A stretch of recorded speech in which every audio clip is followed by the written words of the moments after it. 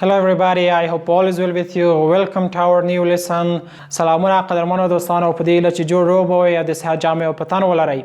زموږ د نن ورځې درس ته خراغلاست. په نن ورځې په درس کې غواړو تاسو ته دا بیان کړو چې په انګلیسي ژبه کې singular and plural nouns څه شي دي، یعنی مفرد او جمع نومونه څه شي دي، دوی چیرته استفاده کیږي او څنګه کولای شو دوی په جملو کې وکاروو، ترڅنګ څنګه کولای شو چې یو مفرد نوم د جمع حالت وړو یا د جمع نوم مفرد حالت وړو. نو راځئ له موږ سره ویډیو تر پایه پورې تعقیب کړئ ترڅو تاسو د انګلیسي ژبې singular and plural nouns په کامله توګه زده کړئ. قدرمنو لیدونکو، لکه څنګه چې تاسو د تختې پر مخ ګورئ، همیشه د سینګولر یا مفرد نومونو څخه وړاندې د ا یا ان آرټیکل راځي. لکه څنګه چې په مثال کې دلته ذکر شوی دی a boy یعنی یو هلک، student یعنی یوازې یو شاګرد، یا په پښتو کې چې موږ وایو لکه یو مارکر. په انګلیسي کې هم وایي چې a marker، یعنی د نامه څخه وړاندې د a آرټیکل دلته راغلی دی. د a او n آرټیکلونو په هکله مو مخکنی درسونو کې لوستلی دي، نو که چیرته مو نه وي لوستلي مهرباني وکړئ زموږ وړاندې نشر کړې ویډیوګانې وګورئ. بل مثال کې ګورو an airplane. ان بیا ولې دی ان ځکه دی دلته چې دغه د ایرپلین د نامه په سر کې واول حرف راغلی دی، نو دلته باید ان ذکر شي. ترڅنګ دا یو مفرد حرف دی او ان ایرپلین یعنی یوازې یوه تیاره. ان ایگ یعنی یوازې یوه هګۍ. راځو پلورل ناونز ته یا پلورل یا جمع نومونو ته. دلته ګورو د سینګولر او د پلورل نومونو ترمنځ تفاوت دا دی چې همیشه جمع نوم یا پلورل ناونز په وروستیو کې د اس یا آی اس توري خوري. دوستان، لکه څنګه چې تاسو په مثالونو کې ګورئ، دلته ذکر شوی دی boy یعنی یوازې یو هلک، او دلته ذکر شوی دی two boys یعنی دوه هلکان. دلته دوه تفاوت دي د هغې سره. لومړی تفاوت یې دا دی چې دلته two یعنی عدد ذکر شوی دی چې دوه ښیي، او بل چې دی هغه د نامه په وروستیو کې د اس کلمه د اس حرف اضافه شوی دی چې دغه اس په حرف سره دغه نوم د جمع حالت ته اوښتی دی. ورپسې دویم مثال چې دی هغه لکه student یعنی یوازې یو شاګرد په سینګولر فورم کې، او په پلورل حالت کې چې دی هغه ته 10 students یعنی لس شاګردان. ګورئ students یعنی شاګردان، داسې نه وایي چې شاګردان.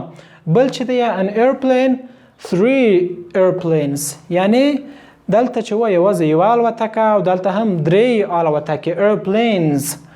ورپسې مثال د ان ایگ دی، دلته هم 4 eggs، دی مفرد حالت او دی هم جمع حالت. د جمع حالت او د مفرد حالت ترمنځ تفاوت په لنډو کې وایو، هغه دا و چې د نامه څخه وړاندې د a او n آرټیکل ذکر کیږي او دغه نوم په سینګولر اړوي، او د جمع په حالت کې د نامه څخه وروسته د اس یا آی اس حروف اضافه کیږي ترڅو دغه نومونه د مفرد حالت څخه جمع حالت ته وړوي. که چیرته دغه اعداد موږ ذکر کړو او که چیرته ذکر نه کړو، د اس په ورکولو سره دغه نومونه د مو جمع حالت ته واوښتل. دوستانو، دلته هغه مثالونه ذکر شوي دي چې د هغې په وروستیو کې اس راغلی دی. لکه څنګه چې تاسو په 2 مثالونو کې ولیدل، دلته ټولو په آخر کې اس راغلی و او دغه نومونه د مفرد حالت څخه جمع حالت اړولي وو. اوس راځو د هغه نومونو مثالونه دي دا چې په وروستیو کې اس اخلي او د مفرد حالت څخه جمع حالت راوړي. لکه دلته موږ ګورو a box یعنی یو بکس. two boxes یعنی دوه بکسونه. an axe یعنی یو محور، او 4 axes یعنی اس کله چې دلته ور اضافه کړو په دې معنی چې دغه نوم د مفرد حالت څخه د جمع حالت ته واوښت، یعنی 4 محورونه، یا محور 4 محورونه. ورپسې a match یعنی یوازې یوه لوبه، اما دلته که چیرته وګورو 3 matches یعنی 3 لوبې.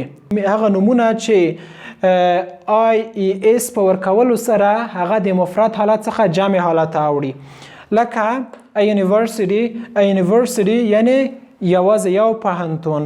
اما دلته چې دی 5 universities یعنی 15 پوهنتونونه. study یعنی یوازې یوه مطالعه یا یو ریسرچ. studies یا 4 یا 3 studies یعنی 3 یا 4 ریسرچونه او مطالعه. دوستان اوس موږ نه پوهیږو چې څنګه کولای شو کوم نومونو ته کوم حروف اضافه کړو ترڅو هغه د مفرد حالت څخه جمع ته وړو. لکه څنګه مو چې دلته ذکر کړل چې اس اضافه کوو یا ای اس اضافه کوو یا آی اس اضافه کوو. اوس دا وایي چې په کومو حالاتو کې باید دغه حروف یا لیټرز دغه سینګولر نومونو وروستیو ته ور اضافه کړو ترڅو دغه سینګولر د حالت څخه د جمع حالت یا د پلورل حالت ته واوړي. راځو لومړی ای اس څه وخت ای اس اضافه کولای شو؟ په هغه وخت کې چې د موږ دغه نومونه یا ناونز په ترکیبي حروف باندې پای ته رسیدلی وي، لکه سی ایچ، لکه اس ایچ، لکه ایکس، لکه ډبل اس، یا په بعضو حالاتو کې لکه او. برانچ یعنی یوه شاخه. اما دلته ګورئ برانچز یعنی څو شاخې.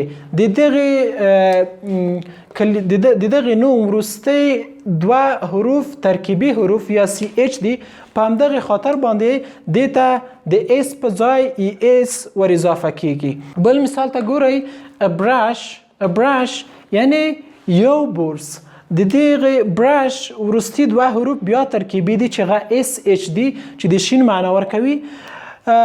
او د دوی جمع حالت ولی ای اس ور اضافه کوو ځکه چې دا ترکیبي حروف دي، نو دلته هم کوم ای اس ور اضافه کړی دي. راځو دریم حالت ته، هغه حالت چې غلطه آی ای اس اضافه کیږي، یعنی کوم نومونو ته آی ای اس اضافه کړو ترڅو هغه د سینګولر حالت څخه پلورل حالت یا جمع حالت ته واوړي.